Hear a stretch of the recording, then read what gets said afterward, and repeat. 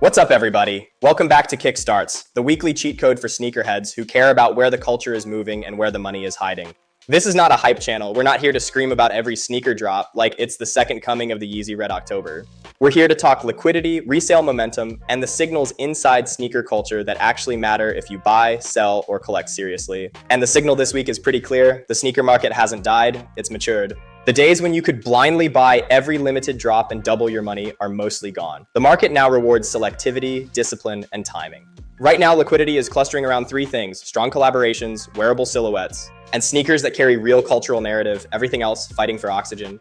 But before we get deeper into the market, quick word from the sponsor. Own the culture, monetize the audience. If you run a sneaker newsletter, resale community, YouTube channel, Discord, or sneaker media brand, you already know something important: attention is inventory. But building a sales team to monetize that attention, that's expensive and slow. That's where Sellrly comes in. Sellrly helps sneaker publishers without building a sales operation. You can run campaigns through a self-serve platform. Revenue share deals that scale with your audience. If you have the audience, Sellrly helps you monetize it. Take a look at Sellrly.com. All right, back to the market. Let's start with the shoe that surprised everybody this week. The Nike SB Dunk Kirkland Signature collaboration. Yes, Costco. And yes, the resale market actually cares. This sneaker landed right at the intersection of meme culture and scarcity. Curiosity alone can drive demand. And that curiosity translated into real liquidity.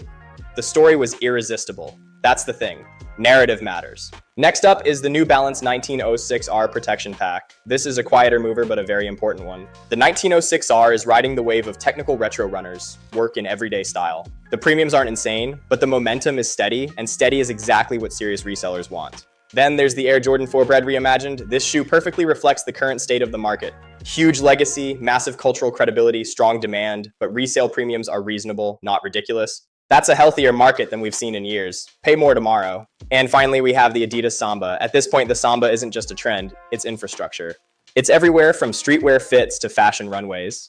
And when a sneaker becomes that normalized in culture, it gains a different kind of strength. Now, underneath all of this, there's a market signal worth paying attention to.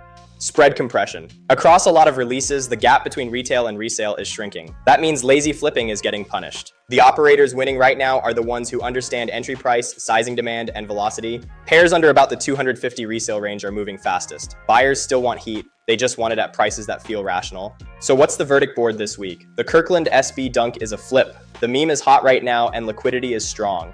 The New Balance 1906R protection pack is a selective flip. Certain colorways move better. Stay disciplined. The Jordan 4 Bred Reimagined is also selective flip territory. Good shoe, good demand, but margins depend on your entry point. And the Adidas Samba, that's a long-term cultural hold. Not a crazy flip, but a sneaker that continues to prove its relevance. On the cooling side of the market, Nike Dunk High general releases are losing energy. The excitement just isn't there anymore.